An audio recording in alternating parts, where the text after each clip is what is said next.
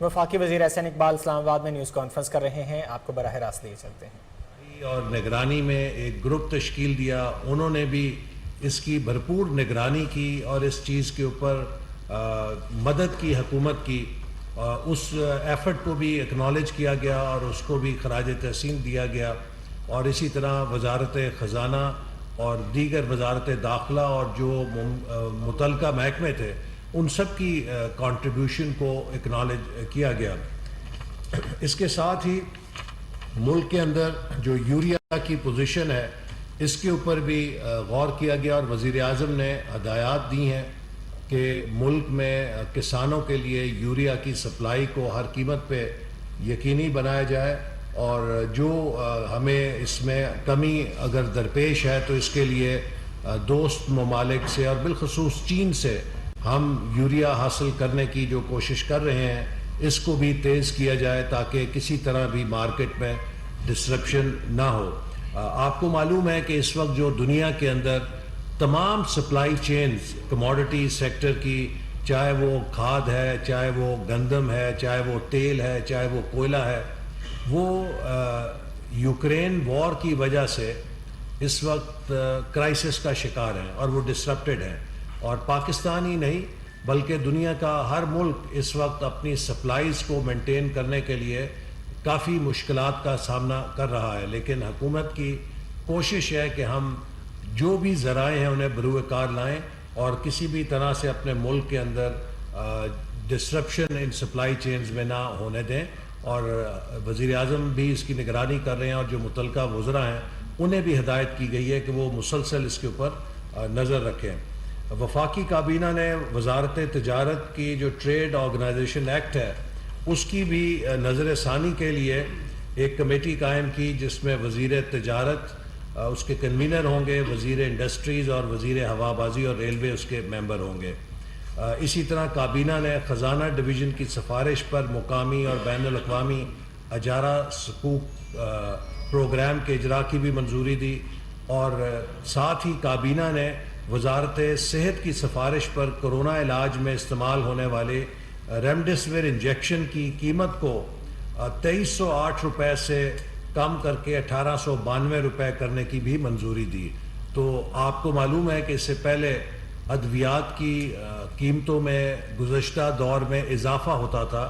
تو اس رجحان کو اب بدلا ہے ہم نے۔ ایک یہ اسینشل میڈیسن ہے جو کرونا کے مریضوں کے لیے بہت اہم ہے، تو اس کی قیمت میں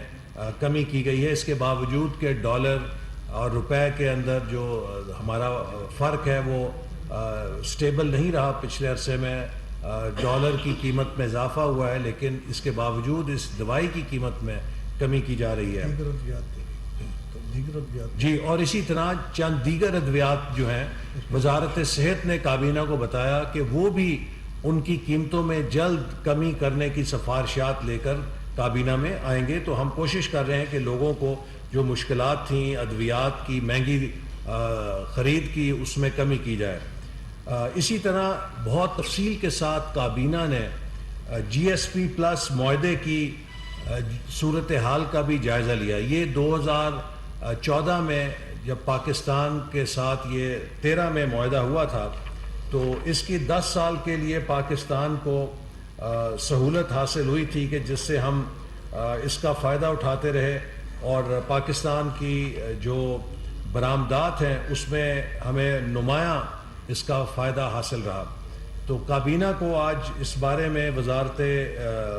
تجارت نے بریفنگ دی اور بتایا کہ جی ایس پی پلس پاکستان اور یورپین یونین کے مابین دو طرفہ تجارت کو فروغ دینے کے لیے بہت مفید ہے، کیونکہ اس کی سہولت ملنے کے بعد ان کے درمیان تجارتی حجم میں اضافہ ہوا ہے۔ کابینہ کو اس سلسلے میں ادارہ جاتی انتظامات کے بارے میں تفصیل سے بتایا گیا۔ جی ایس پی پلس کے تحت یورپی کمیشن کی جانب سے 9 ترجیحی شعبوں میں 4 کلسٹرز اور 27 عالمی کنونشنز کی نشاندہی کی گئی ہے۔ ان کلسٹرز میں انسانی حقوق، لیبر حقوق، موسمیاتی تبدیلی اور گورننس شامل ہیں۔ کابینہ کو ان پر ہونے والی پیش رفت پر بریفنگ دی گئی اور مجوزہ نئی ای یو جی ایس پی اسکیم 2024-2034 کے نمایاں خد و خال سے آگاہ کیا گیا۔ کابینہ کو بتایا گیا کہ تمام متعلقہ وزراء یورپی یونین حکام کے ساتھ مسلسل رابطے میں ہیں۔ مزید برآں یہ بھی امر بھی قابل اطمینان ہے کہ موجودہ اتحادی حکومت میں تمام سیاسی جماعتوں کی نمائندگی موجود ہے۔ یہ حکومت ایک نیشنل یونٹی گورنمنٹ ہے جس کے اندر پاکستان کے براڈ جو پولیٹیکل سپیکٹرم ہے، جو ڈیموکریٹک فورسز ہیں، وہ سب کی سب اس حکومت کے اندر شامل ہیں، اور یہ ایک بہت سنہری موقع ہے کہ ہم ملک کے اندر اصلاحات کے عمل کو اور اہم فیصلوں کو قومی اتفاق رائے کے ذریعے کر سکتے ہیں۔ اس سہولت سے پاکستان کو ایکسپورٹس میں مزید اضافہ کرنے میں مدد ملے گی، اور پرائم منسٹر نے تمام وزارتوں کو ہدایت کی کہ اس کے نئے جو فیز ہے جی ایس پی پلس کا، اس کو معاہدے کو مکمل کرنے کے لیے مکمل تندہی کے ساتھ تمام وزارتیں کام کریں۔ آج کابینہ کو وزیر خزانہ نے جو آئی ایم ایف کے ساتھ مذاکرات ہیں اس کے بارے میں بھی اعتماد میں لیا، اور جیسا کہ آپ سب کو معلوم ہے کہ ہماری حکومت جو کہ براڈ بیسڈ حکومت ہے، اس کے سامنے بہت کٹھن فیصلے آئے، اور اس کی بنیادی وجہ یہ ہے کہ پاکستان کو ایک ایسے مقام پہ لا کے کھڑا کیا گیا کہ جہاں پر آئی ایم ایف کے ساتھ گزشتہ حکومت نے معاہدے کیے لیکن ان معاہدوں پر عمل درآمد نہیں کیا، اور پاکستان کی بین الاقوامی ساکھ اور کریڈیبلٹی کو بہت نقصان پہنچایا گیا۔ اور اس کے ساتھ ساتھ جہاں دنیا میں ایک طرف قیمتیں بڑھ رہی تھیں، جاتے جاتے گزشتہ حکومت غیر ذمہ داری کے فیصلے کر کے ملک کے خسارے میں بہت ہوش ربا اضافہ کر گئی، جو کہ بین الاقوامی سطح پہ پاکستان کی فسکل یا ایک مانیٹری رسپانسبلٹی کے حوالے سے بھی کئی سوالات انہوں نے کھڑے کیے۔ تو ہمارے سامنے ایک کٹھن مرحلہ تھا، لیکن ہم نے سیاست کی بجائے ملک اور معیشت کو ترجیح دی ہے۔ کسی سیاسی حکومت کے لیے یہ فیصلہ آسان نہیں ہوتا کہ وہ تیل کے نرخوں میں اس قدر اضافہ کرنے کے فیصلے کرے، کیونکہ تیل کی قیمت میں اضافے سے بجلی مہنگی ہوتی ہے، اور تیل اور بجلی کے مہنگے ہونے سے پیداواری لاگت بڑھتی ہے، جس سے یقیناً مہنگائی کا بوجھ عوام پر جاتا ہے۔ لیکن یہ وہ سارے فیصلے ہیں کہ جو اگر ہم نے پاکستان کو کسی قسم کی فائنینشیل امبیرسمنٹ سے، پاکستان کو ایک سیاسی سے پہلے معاشی انتشار سے بچانا تھا، تو یہ ناگزیر تھے، اور اسی لیے بجٹ کے اندر جب ہم نے یہ فیصلے اٹھائے تو ساتھ ہی ساتھ غریبوں پر جو بوجھ اس کا آیا اسے آف سیٹ کرنے کے لیے کوشش کی ہے کہ جو صاحب حیثیت لوگ ہیں، جو عمرہ ہیں، ان کے اوپر بھی اس کا بوجھ اضافی ڈال کے ملک کے لیے وسائل حاصل کیے جائیں۔ ہم سب نے یہ حکومت جس دور میں ہے، اگلا ایک سال پاکستان کی سٹیبلائزیشن کا سال ہے، اور ہم سب نے پاکستان کے اسپرٹ میں یہ ملک کو مضبوط بنیاد دینی ہے۔ اور میں اپنے مخالفین کے لیے صرف یہ کہوں گا کہ آج جو تنقید کرتے ہیں حکومت کے اوپر، ان کو اس بات کا ضرور جواب دینا چاہیے کہ 2018 میں جب میں نے وزارت پلاننگ چھوڑی تھی تو پاکستان کا دفاعی بجٹ اور ڈیولپمنٹ بجٹ 1000 ارب تھا، اور نہ ڈیفنس ڈیولپمنٹ کی قیمت پہ تھا، نہ ڈیولپمنٹ ڈیفنس کی قیمت پر تھی۔ آج جب ہم واپس آئے ہیں تو وہی ڈیولپمنٹ بجٹ گھٹ کے 550 ارب رہ چکا تھا، اور آخری سہ ماہی کے لیے وزارت خزانہ نے صاف کہہ دیا کہ ہمارے پاس دینے کے لیے کوئی پیسہ نہیں ہے۔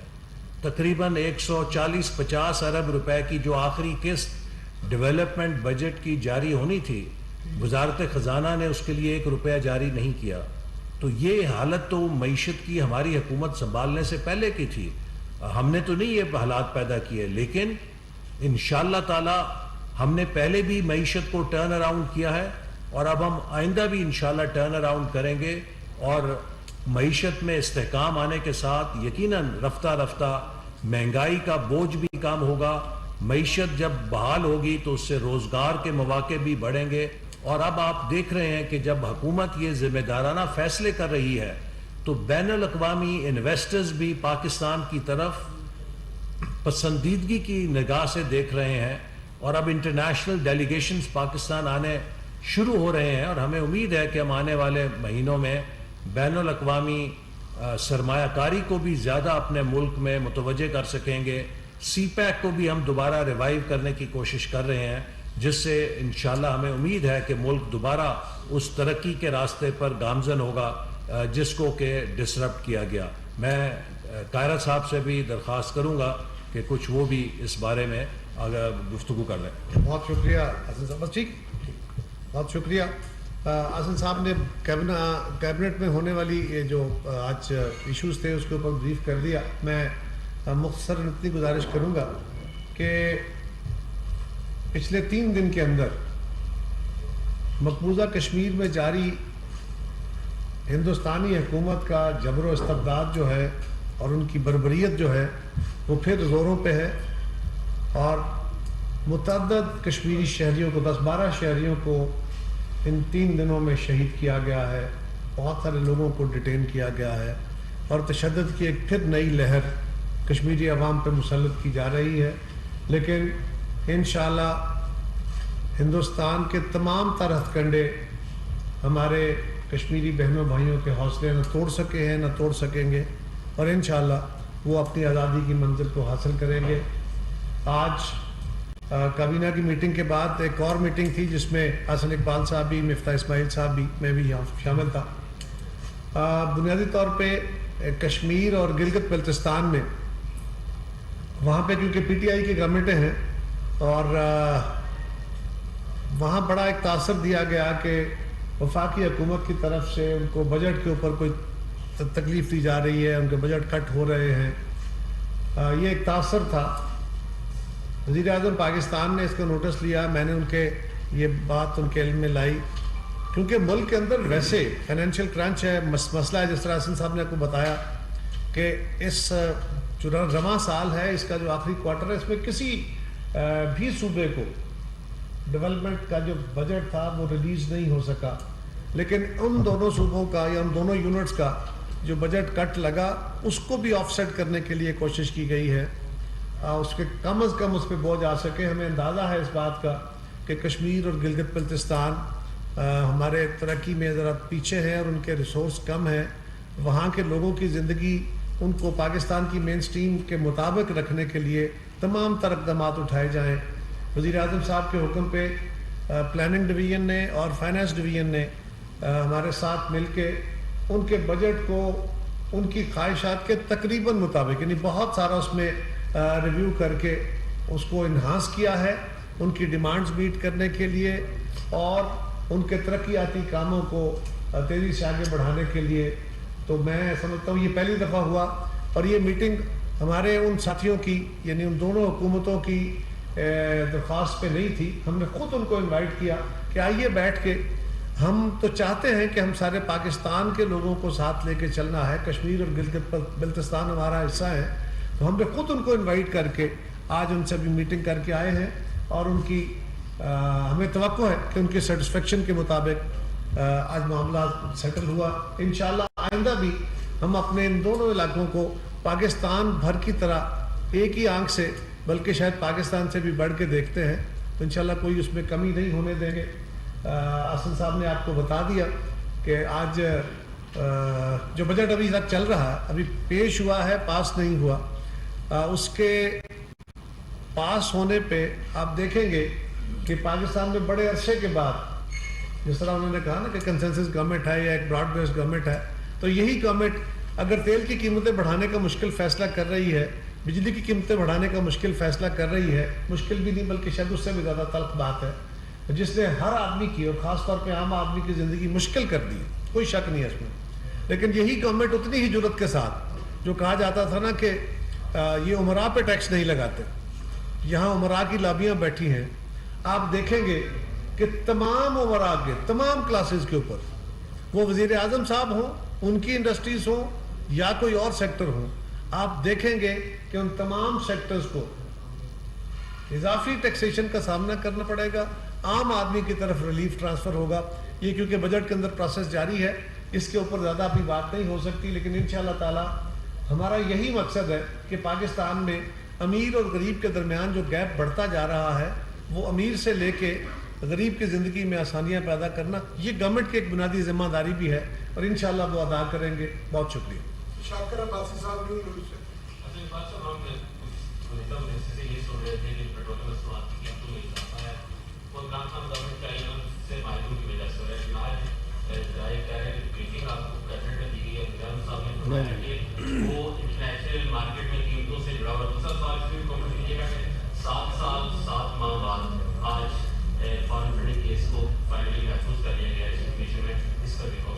دیکھیے جہاں تک ابھی مجھے بھی کسی نے بتایا ہے کہ میڈیا پہ ایسی خبر چلی ہے کہ جس میں مفتاح اسماعیل صاحب سے یہ بیان منسوب کیا گیا ہے کہ انہوں نے کہا ہے کابینہ کو کہ تیل کی قیمتوں میں اضافہ IMF سے جڑا نہیں ہے. یہ آدھا سچ ہے. ایک حد تک اس حد تک سچ یہ بات ہے کہ تیل کی قیمتوں میں اضافہ بین الاقوامی منڈیوں میں جو غیر معمولی اضافہ ہے اس سے یقیناً لنکڈ ہے, چونکہ ہم خود تیل پیدا نہیں کرتے, جس قیمت پہ تیل خریدتے ہیں اسی قیمت پہ تیل بیچنے مجبوری ہے ہماری. لیکن دوسری بات یہ ہے کہ IMF کی یہ یقیناً شرط ہے کہ آپ تیل کے اوپر سبسڈی دینا بند کریں گے, اس لیے کہ وہ یہ کہتے ہیں کہ آپ ہم سے قرضہ لے کر اگر پیٹرول پمپ پہ اسے تقسیم کرنا چاہتے ہیں تو ہم اس مقصد کے لیے تو قرضہ نہیں آپ کو دے رہے. تو IMF کی یہ شرط ہے کہ آپ کے پاس سبسڈی دینے کے لیے پیسے نہیں ہیں تو آپ کیوں کر سبسڈی فیول کے اوپر دے رہے ہیں. تو اس حد تک تو یہ بات درست ہے کہ IMF کے ساتھ بھی وزراء اسلام آباد میں نیوز کانفرنس کر رہے ہیں. احسن اقبال نے کہا کہ کابینہ کے اجلاس میں یوریا کھاد کی دستیابی کے حوالے سے بریف کیا گیا. خوردنی تیل کے حوالے سے کابینہ کو اعتماد میں لیا گیا ہے. انڈونیشیا سے خوردنی تیل کے جہاز آ رہے ہیں.